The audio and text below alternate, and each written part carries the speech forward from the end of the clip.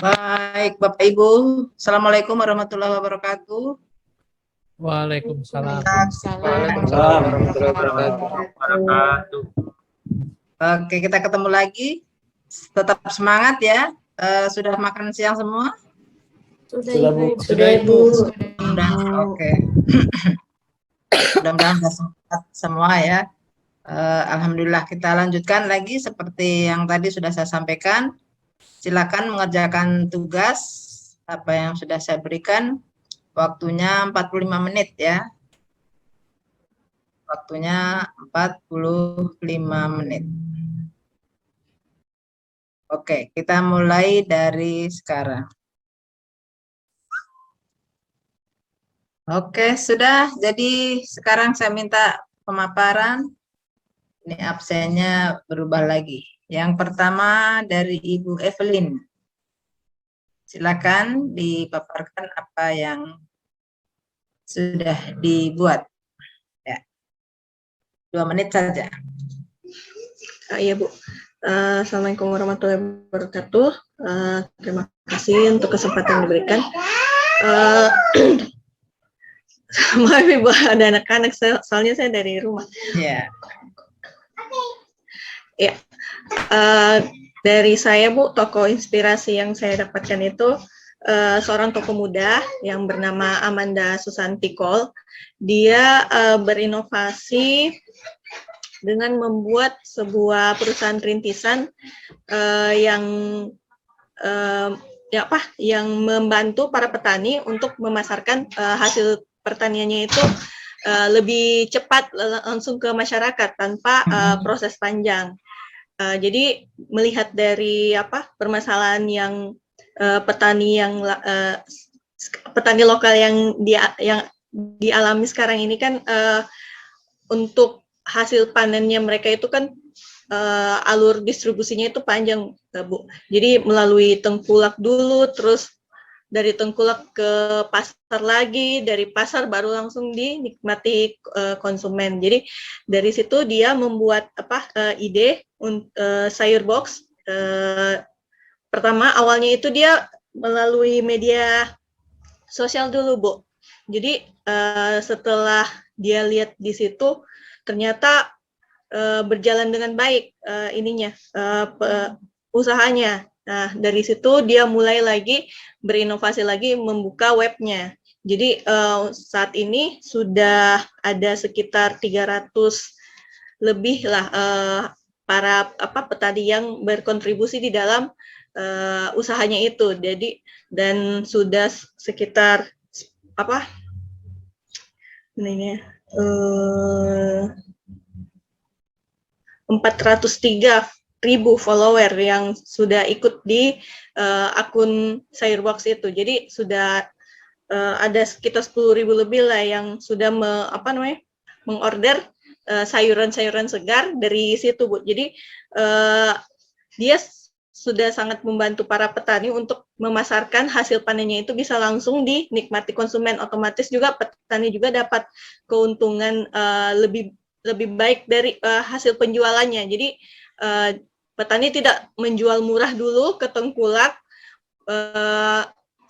tapi petani bisa langsung menjual ke masyarakat dengan harga pasaran, harga normal biasa, Bu. Jadi mereka bisa menikmati keuntungannya mereka, Bu, lebih banyak daripada sebelumnya. Dan masyarakat, ya Bu? Daripada lewat tengkulak. Iya, Bu. Dan masyarakat juga lebih senang, Ibu, karena mereka dapat menikmati sayurnya itu masih dalam keadaan segar langsung dari petaninya. Kan kalau masih proses distribusinya panjang lagi, sudah berhari-hari lagi sayurannya, otomatis untuk kesegarannya sudah mulai berkurang gitu, Bu. Okay. Dari sini bisa kita lihat Amanda ini sangat akuntabilitasnya itu ada untuk tanggung jawabnya sehingga perusahaannya itu bisa berkembang. Terus ada nilai nasionalismenya juga, Bu. Jadi dia di sini ada kemanusiaan, ada rasa kemanusiaan yang melihat para petani yang kasihan mereka tidak bisa menikmati hasil panennya dengan lebih baik. Jadi dia membantu untuk memasarkan hasil panennya itu sehingga petani itu bisa lebih mudah untuk memasarkan hasil panennya. Terus ada persatuan juga, dia rela berkorban karena sebelumnya dia kan lulusan dari Universitas Manchester di Inggris. Sebelumnya dia sudah kerja di perusahaan swasta, tapi karena melihat permasalahan petani lokal, akhirnya dia memutuskan untuk resign dan membangun sebuah perusahaan untuk membantu para petani. Jadi di situ bisa kita lihat dia rela berkorban untuk meninggalkan pekerjaan lamanya untuk membantu para petani. Terus ada nilai etika publik. Jelas pasti untuk membangun sebuah perusahaan rintisan ini perlu adanya etika publik yang jujur, terbuka, sopan, transparansi, bersikap hormat kepada para petani, kepada para konsumen juga, Bu. Terus komitmen mutu, jelas juga di sini bisa dilihat ya dalam menjalankan usahanya ini dia selalu berinovasi. Inovasi. Iya, inovasi, Bu. Dan ada efektif dan efisien juga. Jadi masyarakat bisa langsung menikmati hasil panen, lebih hasil panen yang lebih baik, terus lebih cepat juga, Bu. Seperti itu. Terus ada nilai anti korupsi. Nilai anti korupsi ini dia pasti jujur, peduli, yang utama pasti peduli, bekerja keras juga, Bu, dan bertanggung jawab. Iya. Itu sih, Bu. Oke, baik. Terima kasih Ibu Evelyn ya. Jadi betul-betul itu luar biasa, itu aman besar ya. Jadi mudah-mudahan itu menjadi teladan dan bisa menginspirasi apa yang bisa Ibu buat ke depan untuk di daerah Kota Palu ya. Oke, terima kasih. Kita tinggalkan Ibu Evelyn dengan Amanda Susantinya. Selanjutnya Pak Andi Sahid.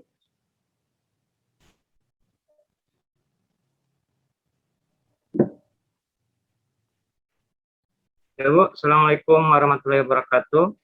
Waalaikumsalam warahmatullahi wabarakatuh. Jadi tokoh inspirasi yang saya dalam menerapkan nilai dasar yaitu Ibu Tri Risma Harani, Menteri Sosial, yang sebelumnya menjabat sebagai Wali Kota Surabaya. Di sini saya membaginya yaitu dalam nilai dasarnya itu pertama akuntabilitas, di mana poin yang saya lihat dan saya baca tadi tanggung jawab, di mana Ibu Risma bertanggung jawab dalam memimpin Kota Surabaya dengan mengubah wajah Kota Surabaya dari yang kumuh penataannya menjadi kota yang lebih hijau dan tertata rapi. Itu juga ada nilai orientasi publik, di mana dalam kepemimpinannya dia lebih mengutamakan kepentingan masyarakat warga Kota Surabaya dengan biasa bangun subuh untuk melihat keadaan kotanya pada waktu itu. Dia mementingkan kepentingan masyarakat daripada kepentingan pribadinya. Kemudian nilai dasar yang kedua yaitu nasionalisme, di mana poinnya yaitu kemanusiaan, di mana pada saat dia memimpin di Kota Surabaya sebelumnya, dia berani menutup kawasan lokalisasi yang terbesar di Asia Tenggara yaitu Geng Doli. Kemudian dia menyiapkan rangkaian kebijakan untuk memberdayakan warga-warga Gang Doli itu untuk melalui pelatihan keterampilan. Kemudian nilai dasar yang ketiga itu etika publik. Risma itu dengan sopan satu dengan itu bersama-sama petugas untuk membenahi Taman Bungkul yang ada di Kota Surabaya yang mengalami kerusakan insiden bagi-bagi es krim pada tanggal 11 Mei 2014.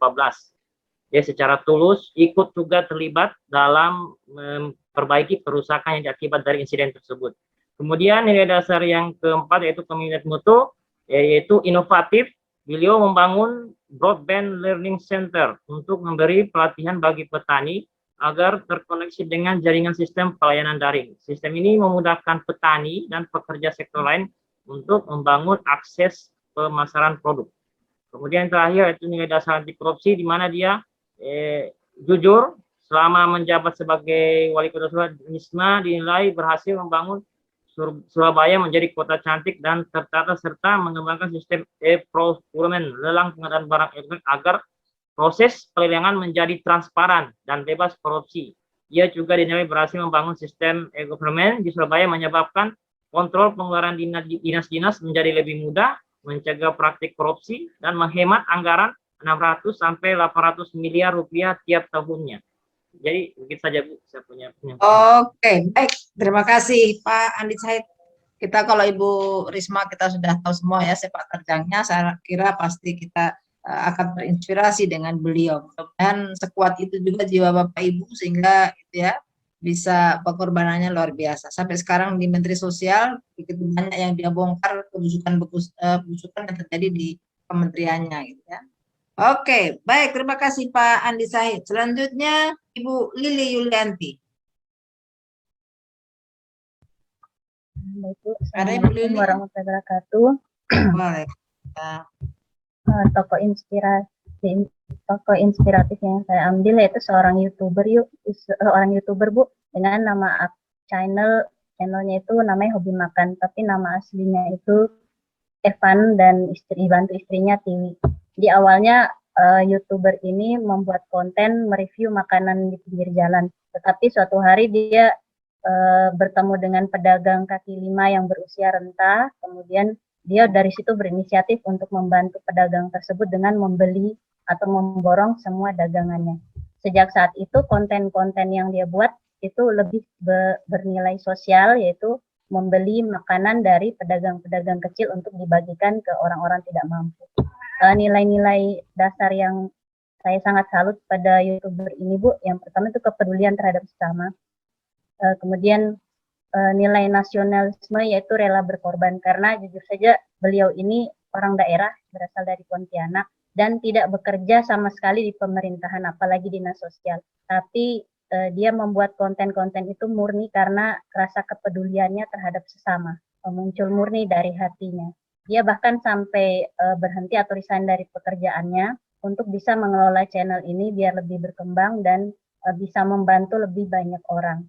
Kemudian ada juga nilai religius di setiap kontennya. Setiap kali dia memulai konten, dia selalu mengucapkan Bismillahirrahmanirrahim. Kemudian dia selalu mengajak para penontonnya untuk bersyukur dan belajar dari para pedagang kecil yang sudah dibantu. Biasanya di akhir konten juga dia memasukkan hadis-hadis yang bisa menginspirasi para penontonnya.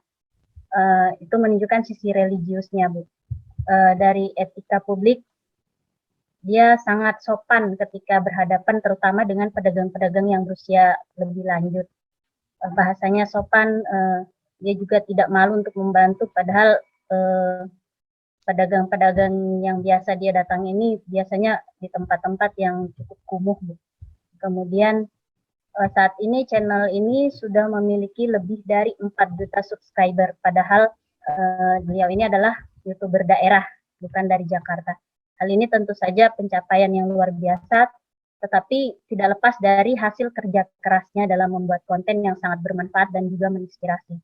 Saat ini kontennya ini sudah sangat berkembang, bahkan dia mampu menjadi inspirasi untuk YouTuber-YouTuber daerah lain, bukan hanya di daerahnya, untuk membuat konten-konten bernilai sosial seperti dirinya. Bahkan sekarang juga dia banyak membantu panti asuhan atau pesantren yang ada di daerah-daerah kecil. Dari nilai anti korupsi sendiri, kejujurannya saya sangat salut Bu, karena dia biasanya mendapat bantuan juga dari subscribernya, tetapi dia benar-benar semuanya itu dia gunakan untuk dipakai untuk membantu orang lain lagi. Begitu Bu, terima kasih. Oke, baik, terima kasih Ibu Lili. Terinspirasi oleh YouTuber ya, Hobi Makan atau apa tadi? Iya Bu. Oke, baik, mudah-mudahan itu bisa menginspirasi dan menjadikan kita ketika di dalam pemerintahan itu bagaimana ya, jadi itu nanti menjadi teladan bagi Ibu bagaimana memperbuat. Oke, terima kasih Ibu Lili. Selanjutnya Pak Christian Daud. Ya, Assalamualaikum warahmatullahi wabarakatuh, Ibu. Waalaikumsalam. Ya, terima kasih untuk kesempatan yang diberikan, Ibu. Untuk tokoh inspirasi yang saya ambil, Ibu, mungkin teman-teman juga sudah pernah dengar atau Ibu juga sudah dengar juga ya. Tokoh yang saya ambil adalah Bapak Ganjar Pranowo, Ibu. Ya, Gubernur ya. ya Ganjar, ya Gubernur Jawa Tengah, Bapak Ganjar Pranowo. Ya, Iya. kenapa dia menjadi tokoh inspirasi saya, Ibu? Karena jujur Ibu, dari dulu memang saya sudah sempat lihat-lihat juga Ibu, Bapak Ganjar Pranowo ini ya, mengenai kinerjanya, mengenai apa yang dia lakukan untuk provinsinya Ibu. Itu saya sudah sempat lihat-lihat juga Ibu ya. Cuman tadi Ibu sempat saya cari-cari sedikit mengenai biografinya Ibu. Tadinya saya mengira bahwa Bapak Ganjar ini adalah orang yang mungkin dari kalangan yang elit Ibu, atau kalangan yang banyak uangnya Ibu ya. The have ya. Iya, Yang padahal the have ya, ternyata Bapak Ganjar ini bukan dari kalangan yang elit Ibu. Ternyata hanya dari masyarakat biasa Ibu ya. biasa. Masyarakat biasa, dan ya itu Ibu, dari dia kecil saja dia sudah berusaha secara mandiri dan bekerja keras untuk kehidupan keluarganya Ibu. Bahkan ketika dia muda, dia sudah sempat masuk di dunia politik Ibu ya. Bahkan Iya. sebelum dia lulus dari kuliahnya Ibu, dia sudah berpolitik Ibu. Dan itu mungkin menunjukkan nilai, baik itu nilai mandiri, kerja keras, maupun integritasnya Ibu dalam melakukan setiap kegiatan yang dia rencanakan. Ya, itu Bapak Ganjar di masa muda. Kalau untuk sekarang Ibu, mungkin kita bisa lihat kinerjanya Ibu ya, dari membangun Provinsi Jawa Tengah yang bisa kita lihat sama-sama Ibu. Pelan-pelan dia sudah merubah provinsi ini menjadi provinsi yang kuat Ibu secara digital Ibu ya. Karena bisa kita lihat di channel YouTube ataupun di aplikasi yang dia bangun. Di Instagramnya kalau saya lihat. Ya, di Instagram juga ada ya. Di YouTube, di Instagram Ibu. Di situ ada berbagai pelayanan publik yang dia lakukan. Bahkan rekaman-rekaman rapat paripurna ataupun apa dia sudah upload ke dalam media YouTube. Pokoknya kegiatan-kegiatan pemerintahan sudah banyak yang dia masukkan di media-media sosial Ibu ya, supaya kegiatan-kegiatan yang dia lakukan lebih terlihat kepada masyarakat. Dan juga Bu, untuk nilai-nilai lain yang bisa saya ambil dari Bapak Ganjar ini, prestasi dia Ibu selama menjabat, dia sudah terpilih sebanyak 3 kali sebagai provinsi terbaik tingkat nasional dalam perencanaan pembangunan daerah Ibu. 3 kali Ibu ya. Selanjutnya adalah prestasi tingkat penurunan kemiskinan, yang Jawa Tengah sendiri itu mengalami angka penurunan kemiskinan tertinggi di seluruh provinsi di Indonesia Ibu selama Bapak Ganjar menjabat. Dan yang terakhir adalah dari anti korupsinya sendiri Ibu, Bapak Ganjar juga sudah mendapat penghargaan Ibu sebagai provinsi yang memiliki tingkat kepatuhan pelaporan keuangan paling baik, juga pengelolaan gratifikasi yang ia lakukan di Jawa Tengah yang cukup baik. Ya, ini semua mungkin saya tidak hanya bicara Ibu ya, ini kita bisa lihat di websitenya Provinsi Jawa Tengah. Kalau untuk e-government-nya Ibu bisa dibuka di GRMS Jateng Prof atau Government Resource Management System. Di situ semua terkoneksi Bu, baik itu e-budgeting-nya, e-delivery-nya, e-auditnya, semua pelayanan publik di situ ada Ibu. Nah, dan juga media sosial pastinya Ibu bisa kita lihat untuk kegiatan-kegiatan yang dilakukan oleh Pak Ganjar. Ya, itu yang menjadi inspirasi saya Ibu dari seorang Gubernur Jawa Tengah Bapak Ganjar Pranowo. Oke, bagus sekali. Jadi kalau Pak Ganjar saya hampir tiap hari mengikuti IG-nya ya. Jadi IG-nya bagaimana Bapak itu selalu keliling, kemudian pedagang-pedagang kecil itu dia pasti dia belanja lah gitu ya. Jadi tapi bukan karena mau untuk pencitraan, tapi memang dari dulu begitu dia. Jadi jadi kalau sekarang ini sepeda ya, karena PPKM itu jadi sepeda, bagaimana supaya misalnya aturannya harus hanya 3 orang yang bisa makan di tempat, itu harus, jadi itu beliau selalu keliling gitu kan dengan sepedanya. Gitu. Jadi kalau ini mungkin yang lain belum pernah lihat, tapi mari kita dengar, atau kalau tidak percaya buka Instagramnya ya Ganjar Pranowo, atau seperti yang tautan-tautan yang diberikan oleh Pak Christian. Oke, baik, terima kasih Pak Christian dengan Pak Ganjar Pranowo-nya. Selanjutnya Ibu Zuliani. Ya, terima kasih Ibu. Assalamualaikum warahmatullahi wabarakatuh. Ya, di sini Ibu, tokoh teladan yang saya mau teladani itu adalah ibu saya sendiri. Selanjutnya itu nilai seperti yang nilai akuntabilitas, tanggung jawab, yakni itu seperti dalam membesarkan kami anak-anaknya dan menyekolahkan kami itu hingga bisa dia punya tanggung jawab bagaimana supaya kami itu bisa menjadi seperti orang lebih dari dia yang dulunya dia ingin. Dulunya ibu saya itu mau bersekolah, tapi kendala karena orang tuanya tidak mampu, dan sekarang dia punya anak dan dia bertanggung jawab bagaimana supaya anaknya itu bisa punya sekolah, walaupun tidak semuanya bisa kuliah seperti saya, yang sebagian saudara-saudara saya hanya bisa sampai tamat SMA. Terus keadilan, ibu saya itu orang yang adil. Maksudnya dia itu sebenarnya mau menyekolahkan anaknya biar bagaimana usahanya supaya anak-anaknya itu bisa semua kuliah seperti saya. Itu tergantung dari kemauan saudara-saudara saya. Selanjutnya itu Ibu, nilai nasionalisme ketuhanan, yakni ibu saya selalu mengingatkan kami untuk selalu bersyukur atas nikmat yang diberi kepada Tuhan, selalu melaksanakan kewajiban kita sebagai umat yang beragama. Terus di kemanusiaan, yakni ibu selalu menolong kami, anak-anaknya jika dalam kesusahan, sampai kami sudah berumah tangga pun, sampai sekarang ini pun dia masih menolong saya, Ibu, dengan cara itu menjaga anak saya. Karena saya dalam sekarang ini punya bayi karena ikut latsar ya. Karena ikut latsar, ibu masih memberikan ya bantuan kepada kami. Anak nakal ini Bu ini ya, anak nakal ya. Kecil dijaga, besar suruh jaga anaknya. Iya, besar anaknya, cucunya lagi yang dia jaga, Ibu. Itulah. Selanjutnya nilai etika publik, Ibu. Ibu saya itu orangnya tulus, jujur, bersikap berlaku adil dalam memberikan kasih sayang. Pasti semuanya kita semua ini tidak pernah diberikan kasih sayang yang berbeda-beda dari orang tuanya kita. Terus ibu itu selalu dalam bertutur kata sopan. Walaupun kami itu anaknya melakukan kesalahan, dia tidak pernah mengeluarkan kata-kata yang tidak sopan. Selanjutnya Ibu, nilai komitmen mutu efisien dan efektif, yakni Ibu menggunakan waktu yang sangat baik. Dia tidak menggunakan waktu untuk hal-hal yang tidak penting.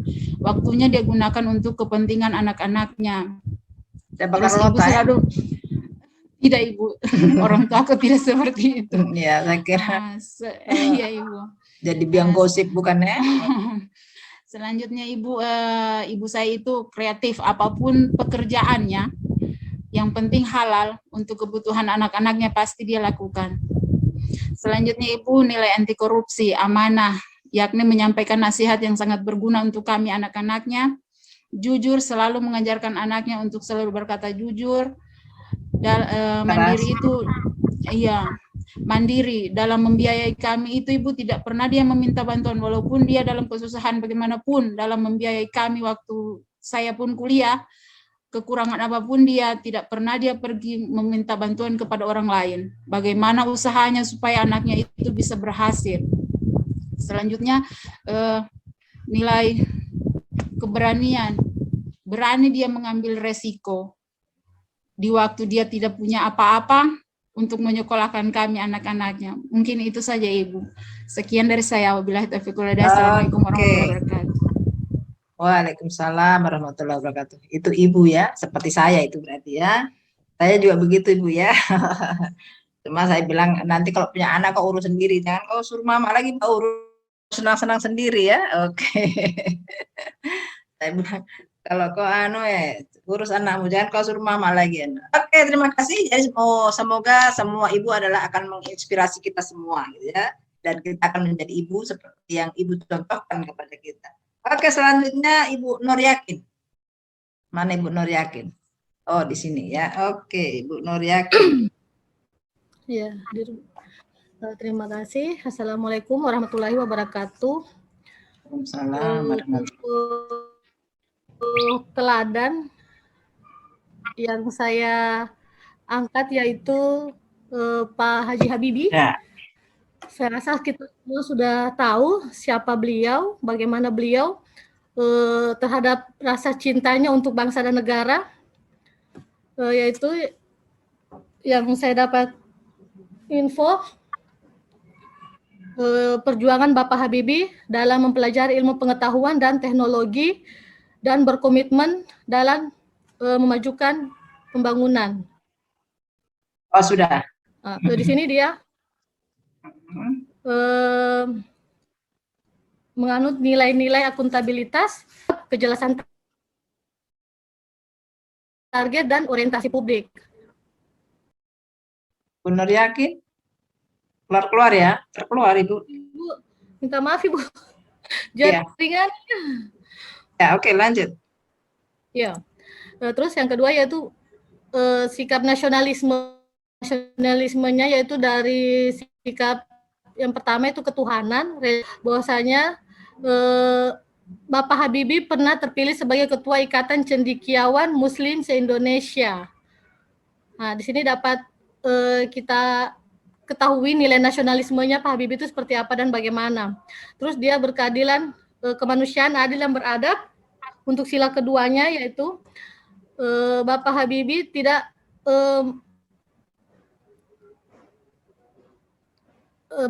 tidak memilih berteman dengan siapapun. Dari silsilah keluarganya pun mereka merupakan seorang pemuka tokoh agama dan anggota Majelis Peradilan Agama di Gorontalo. Terus info berikutnya yaitu etika publik. Etika publik di mana Bapak Habibie yaitu bertanggung jawab, bersikap profesional, komunikasi dan kerjasama, bekerja keras, serta sopan santun. Dalam hal ini yaitu bertanggung jawab terhadap jabatan yang telah diberikan kepada beliau, baik sebagai presiden maupun wakil presiden pada zamannya. Terus untuk anti korupsinya, nilai-nilainya yaitu kepedulian, bertanggung jawab, kerja keras, mandiri, dan disiplin. Seperti yang kita ketahui bahwa Bapak Habibie rela melepaskan karirnya di Jerman untuk fokus membangun Indonesia dalam membangun industri pesawat di Indonesia, Ibu. Bahkan Bapak Habibie itu sempat menolak tawaran untuk menjadi warga kehormatan di Jerman demi memilih setia menjadi warga negara Indonesia. Mungkin itu saja Ibu. Sangat Bapak Habibie untuk cinta bangsa dan negara. Oke, terima kasih ya Habibie. Jadi kalau nasionalismenya dia dengan perusahaan pesawat sana gajinya lebih besar ya, tapi dia pulang ke Indonesia untuk mengabdikan. Itu sudah jelas. Oke, semua sudah tahu ceritanya Habibie. Selanjutnya saya ingin Ibu Ulfasari Mahmud menceritakan siapa tokoh yang menjadi panutan. Kalau dari saya sendiri, tokoh yang menjadi panutan untuk saya mungkin kita sudah tahu semua, yaitu Bapak Anies Baswedan, seorang gubernur di sebuah daerah, yaitu daerah DKI Jakarta. Kenapa saya memilih beliau? Karena melihat kinerja yang beliau lakukan selama menjadi gubernur.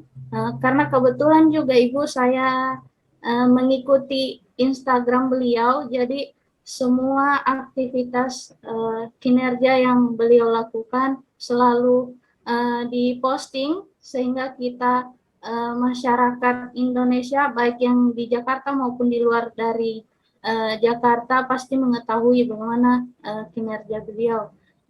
Terus untuk nilai-nilai dasar yang beliau terapkan, ada nilai tanggung jawab, bagaimana beliau bertanggung jawab dalam melaksanakan tanggung jawabnya sebagai kepala daerah. Misalnya ketika terjadi bencana seperti banjir maupun saat ini seperti kasus COVID-19, beliau selalu berusaha bagaimana caranya agar masyarakatnya bisa tetap dalam keadaan baik-baik saja, dan berusaha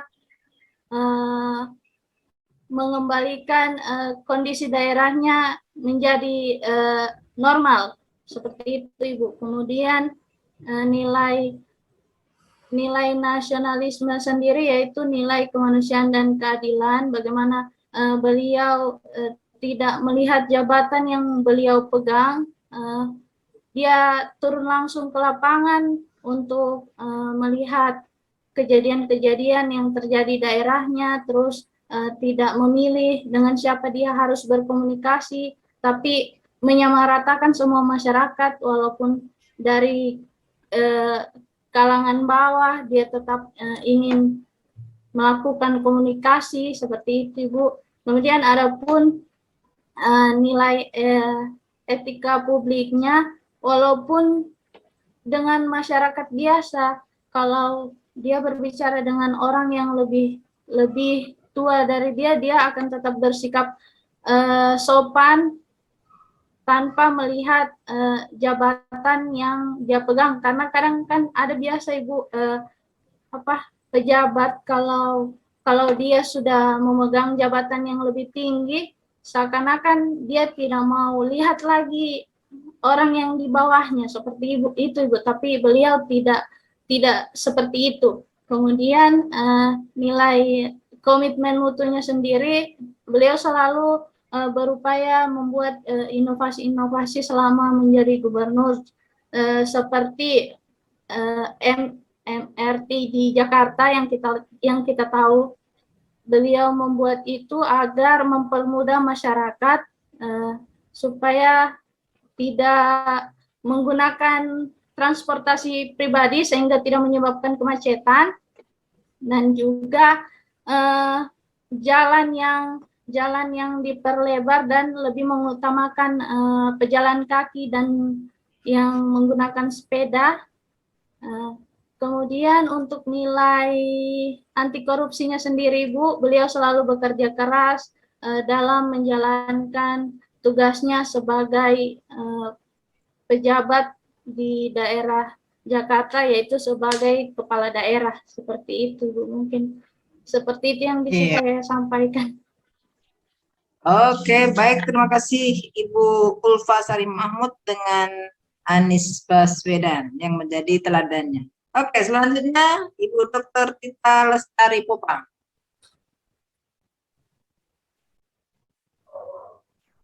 Terima kasih atas kesempatannya, Bu. Kesempatan ini kali ini saya coba menceritakan tokoh Nadiem Makarim, Bu.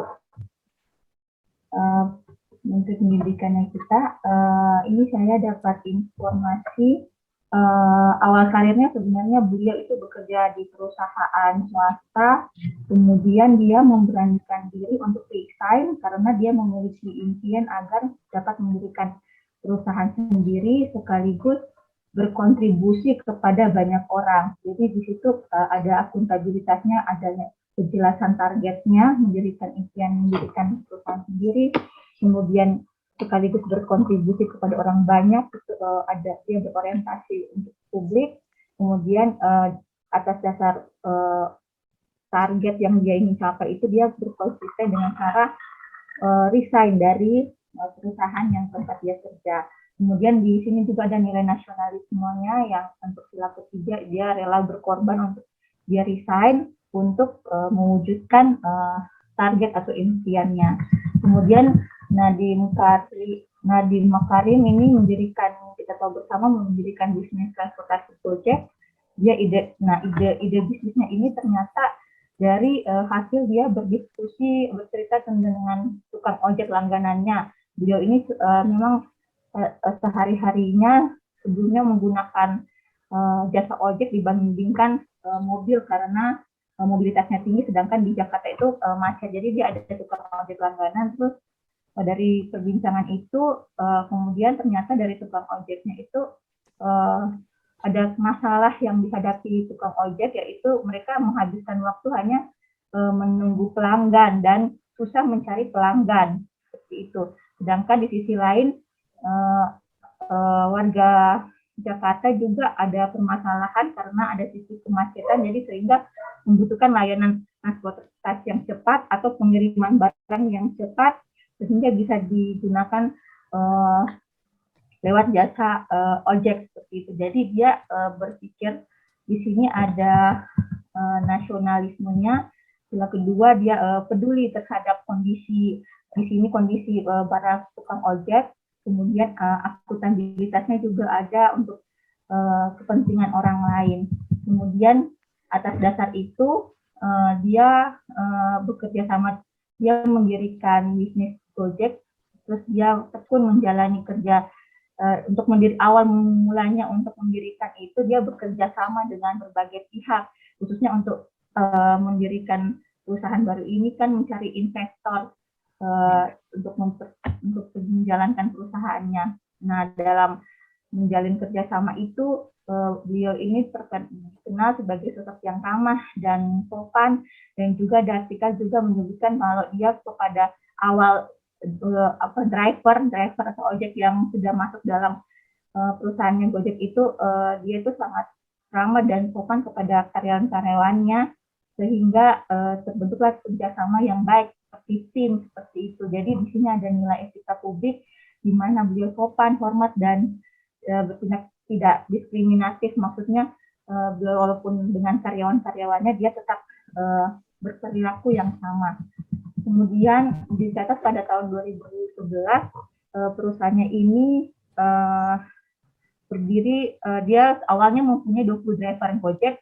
Sebelumnya dia ini dengan sistem via telepon atau pakai call center di telepon kalau ada yang mau menggunakan jasa ojek di Gojek ini. Nah, terus habis itu ini merupakan suatu inovasi yang awalnya belum ada call center, jadi ada call center. Jadi kemudian tidak lama kemudian dia yakin bahwa perusahaan yang dia jalani ini akan bertahan, sehingga ini ada nilai akuntabilitas yaitu konsistensi dan tanggung jawab. Dia konsisten dari awal untuk tujuannya, sehingga dia bertanggung jawab sehingga tetap melaksanakan atau menjalankan perusahaannya ini.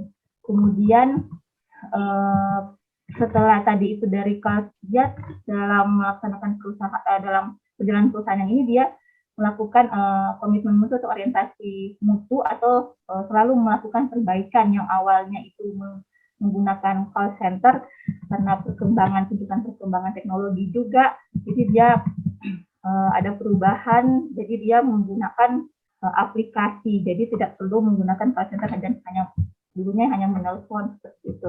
Jadi dia ada perubahan inovasi yang dia lakukan sesuai dengan tuntutan zaman seperti itu. Kemudian suntikan dari hasil itu perusahaannya itu berkembang dan dilirik oleh investor-investor. Jadi banyak investor-investor masuk sehingga suntikan dana itu yang diterima itu digunakan secara bertanggung jawab untuk pembiayaan perusahaan yang didirikan. Sehingga di sini ada nilai anti korupsi yaitu tanggung jawab atas dana itu, dan juga dia bekerja dengan keras untuk bagaimana mengelola dana tersebut agar membuat perusahaannya ini semakin berkembang. Kemudian atas pencapaian tersebut kita tahu bersama beliau dipercayakan untuk bergabung pada Kabinet Indonesia Bersatu sebagai Menteri Pendidikan sampai sekarang. Terus jadi beliau mengundurkan diri sebagai CEO Gojek. Di sini ada nasionalismenya, dia lebih setelah berhasil untuk memberikan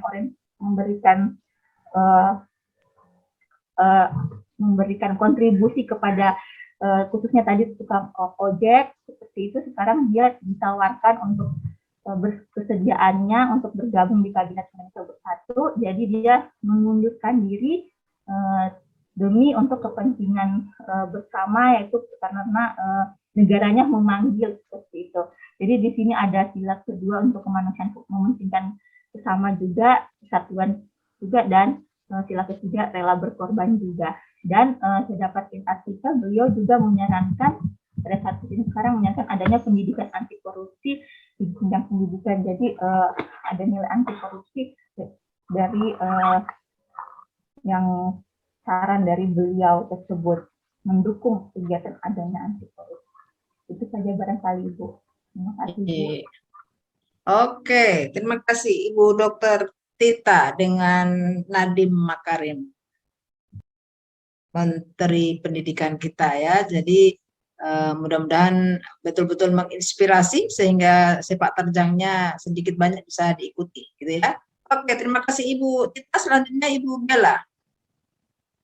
Bella Meta. Ibu, Assalamualaikum warahmatullahi wabarakatuh.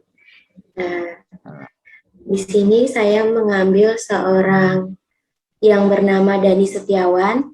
Dia itu merupakan pencetus atau pendiri dari Rumah Baca Sangkrah. Dani Setiawan itu hanya seorang seniman jalanan dan pegiat sosial.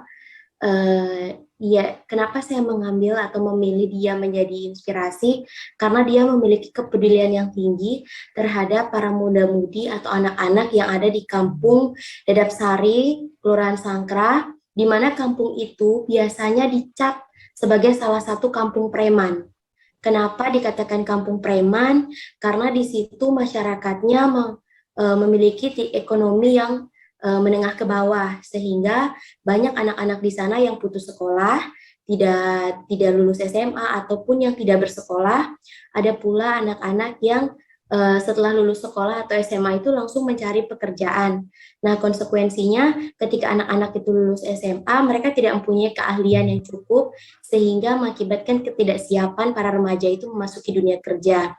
Jadi, Dani Setiawan ini bertekad untuk mengubah stigma dari kampung Dadap Sari itu menjadi lebih baik lagi dengan cara membuat sebuah rumah baca sangkrah. Nah, sebelum dia awal-awal dia membuat rumah baca sangkrah ini, dia mendapat banyak penolakan dari warga di situ karena dianggap tidak berguna. Apa yang dia lakukan itu tidak berguna karena mereka maunya hanya uang, maunya cuma mencari uang. Nah, atas kegigihannya sehingga ada beberapa warga yang tergerak untuk bersama-sama dengan Dani membangun atau mengubah stigma dari kampung di Sangkrah itu. Dibuatlah sebuah rumah baca Sangkrah. Tetapi rumah baca itu bukan hanya sebatas mengajarkan anak-anak bagaimana membaca, literasi membaca, bukan. Di sana mereka itu untuk anak-anak di usia SD, SMP, dilatih, dicari potensi minat dan bakatnya. Kemudian untuk anak-anak yang di usia menengah ke atas sampai usia 35 tahun itu dilatih pengembangan skill seperti kemampuan kayak membuat patung ataupun membuat kerajinan sehingga berguna bagi mereka untuk mencari pekerjaan di masa depannya. Nah, berdasarkan kisah dari Dani Setiawan itu, saya dapat melihat bahwa dia telah menerapkan nilai-nilai dasar meskipun dia bukan seorang ASN atau PNS. Dani menerapkan nilai akuntabilitas, ada tanggung jawab dia dan juga ada integritas yang ia tunjukkan, di mana dia bertanggung jawab untuk merealisasikan tekadnya untuk mengubah stigma dari stigma negatif di kampung Dadap Sari di Sangkrah tersebut. Kemudian integritasnya dia berusaha keras, tidak mudah putus asa, sehingga para muda-mudi dan anak-anak di sana itu dibina, diberikan pendidikan keterampilan. Dan juga ada partisipatif. Partisipatifnya ini ada banyak relawan yang membantu, yang memberikan pelatihan kemampuan bagi para muda-mudi tersebut. Kemudian nilai dari nasionalisme, di sini terlihat ada nilai kemanusiaan, di mana dia peduli terhadap anak-anak dan juga masyarakat di sana, sehingga dia bersama-sama para relawan, dia mengajak relawan juga untuk mengembangkan kemampuan dari muda-mudi tersebut. Selain itu, dia juga rela berkorban. Dia adalah seorang bapak, 100% dia gunakan dirinya itu untuk perkembangan di rumah baca Sangkrah tersebut. Kemudian ada keadilan sosial. Jadi dia bertekad semua anak-anak yang ada di sana bisa menikmati atau mempunyai kemampuan sehingga dia bisa mendapatkan pekerjaan yang layak di kemudian harinya. Nilai yang ketiga itu etika publik. Beliau dengan tulus untuk mengembangkan kemampuan anak-anak tersebut. Beliau juga jujur ketika diberikan santunan, bantuan, beliau menyalurkannya demi perkembangan dari para muda-mudi dan anak-anak di situ. Yang keempat ada komitmen mutu. Beliau selalu berinovasi, mengikuti perkembangan zaman dengan memberikan pelatihan yang sesuai dengan zaman. Terus efektif efisien. Karena setiap kerajinan yang telah dibuat oleh anak-anak tersebut bisa dibeli oleh pengunjung yang datang ke sana sebagai cenderamata, sehingga dapat digunakan untuk meningkatkan taraf kehidupan masyarakat di situ. Kemudian ada anti korupsinya, beliau adil, jadi tidak ada memilih-milih mau siapapun. Jika mau di sana dilatih, beliau terima. Beliau bekerja keras, peduli terhadap masa depan dari anak-anak di Kampung Sawah tersebut. Terima kasih, Ibu. Oke, baik, Ibu Bella dengan Danistia ya, Rumah Baca Sangkrah. Iya. Oke, sangat menginspirasi untuk anak muda. Baik, terima kasih Ibu Bella. Selanjutnya Pak Zainal. Mana Pak Zainal? Ada ya? Oke, Pak Zainal.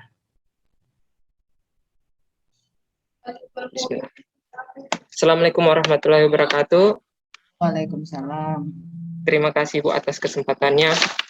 Sebelumnya saya mohon maaf, mungkin tokoh yang saya angkat ini sedikit sensitif, tapi menurut saya dia adalah tokoh yang sangat sempurna untuk jadi panutan. Maka saya akan mencoba memaparkan. Adapun tokoh yang saya angkat adalah Nabi Muhammad SAW. Menurut saya beliau adalah sosok yang paling sempurna menjadi panutan dari kegiatan kita sehari-hari hingga bernegara. Nabi Muhammad SAW adalah seorang nabi dan rasul terakhir bagi umat muslim. Muhammad mempunyai tujuan yaitu menyebarkan ajaran Islam untuk seluruh umat manusia dan mewariskan pemerintahan tunggal Islam. Nabi Muhammad SAW sama-sama menegakkan ajaran tauhid untuk mengesahkan Allah sebagaimana yang dibawakan nabi dan rasul sebelumnya. Adapun keterkaitan nilai dalam kehidupan beliau adalah sebagai berikut. Akuntabilitas, yaitu tanggung jawab, jujur, kejelasan target, netral, orientasi publik, adil, dan transparansi konsisten, serta partisipasi. Semua ini dalam kehidupan beliau sangat diterapkan oleh beliau. Tanggung jawab, yaitu bersungguh-sungguh dalam menyebarkan agama Islam, jujur, dari bidang perkataan dan perbuatan beliau sangat jujur dalam berkelakuan. Kejelasan target, dibuktikan bahwa beliau adalah orang yang paling berpengaruh. Nomor 1, menurut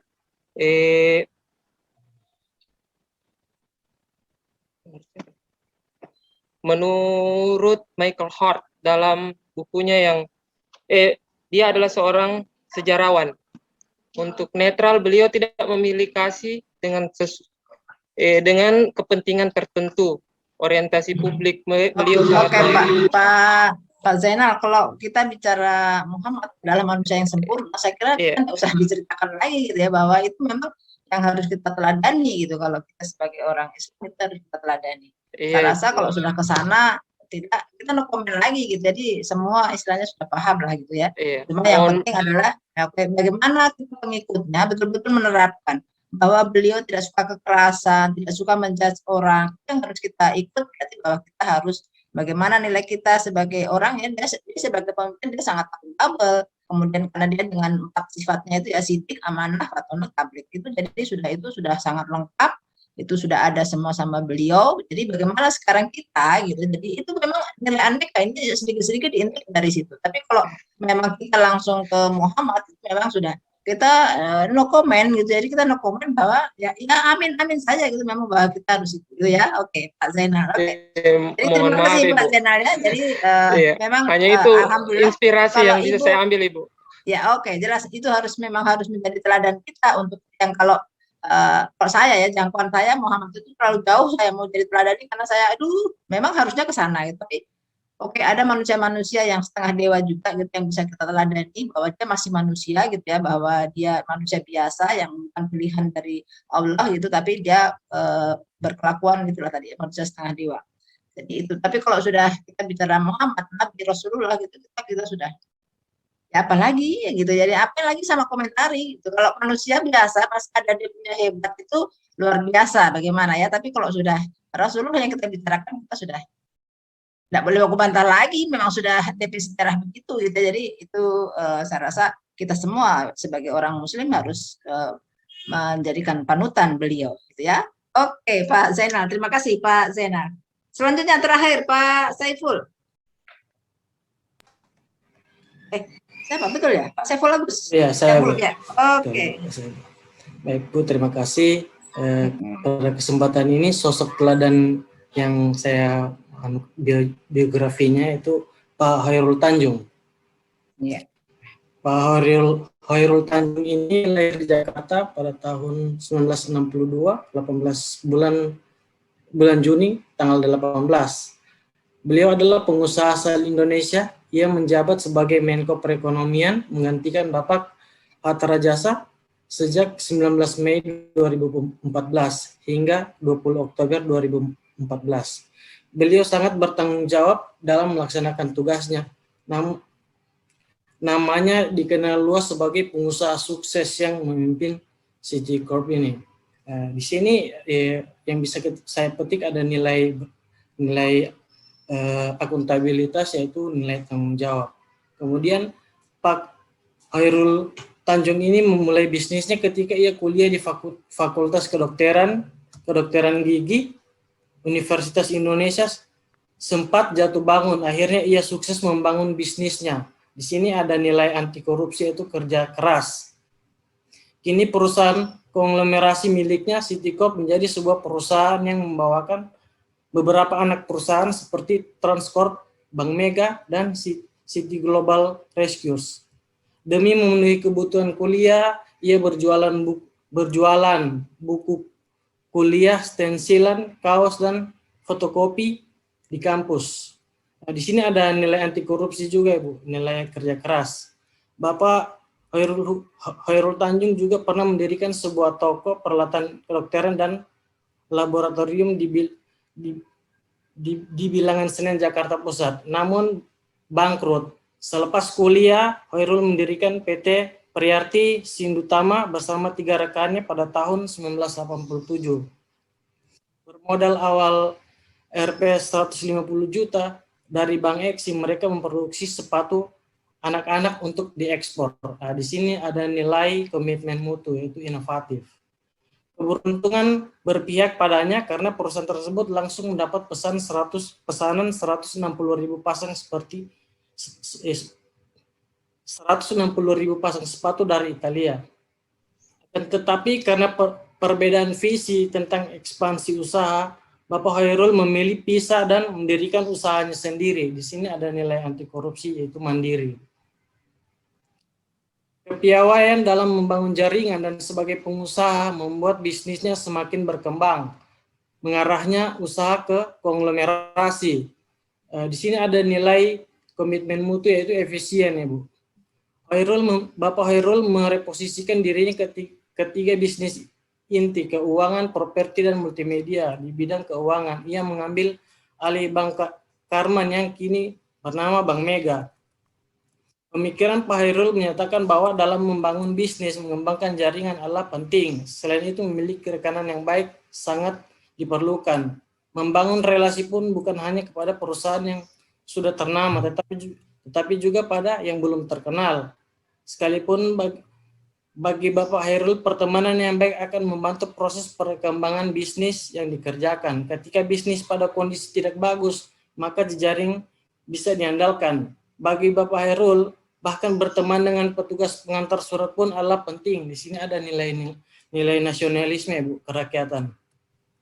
Dalam hal investasi, Bapak Hairul memiliki idealisme bahwa perusahaan lokal pun bisa menjadi perusahaan yang bisa bersinergi dengan perusahaan-perusahaan multinasional. Ia tidak menutup diri untuk bekerja sama dengan perusahaan multinasional dari luar negeri. Baginya, ini bukan upaya menjual negara, akan tetapi ini merupakan upaya perusahaan nasional agar bisa berdiri sendiri dan jadi tuan rumah di negeri sendiri. Di sini ada nilai nasionalisme.